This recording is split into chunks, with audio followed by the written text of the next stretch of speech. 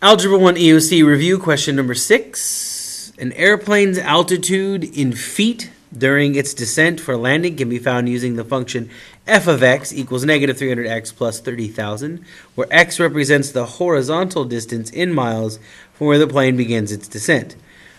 After new government regulations become law, the airplane's descent will be modulated by this function, negative 300, g of x equals negative 300x plus 30,500.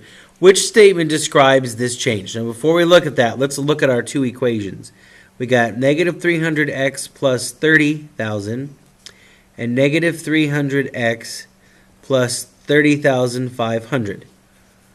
The change did not occur in the slope.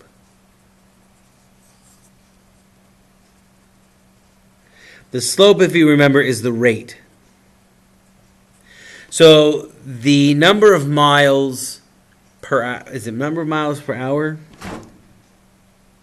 Let's see, its altitude is equal to the horizontal distance. So x is the number of miles going in, and the horizontal distance, and y is how high it is from the ground. Anyway, this negative 300 tells us how many miles it is dropping. You can't see it, but my hand is actually lowering as I say the word dropping, for every 1 mile that it is flying horizontally. That hasn't changed. What has changed is the starting point. It started its descent from 30,000 feet. Now it's starting from 30,500 feet.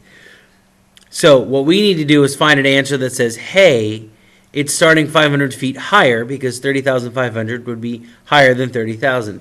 So let's see, F, the airplane starts its descent from an altitude 500 feet high. Well, there it is. Because G says the altitude would be 500 feet lower. That's not right. And then both H and J are talking about the airplane descending 500 feet per horizontal mile faster or slower. And that's not what's going on. So our answer is going to be F.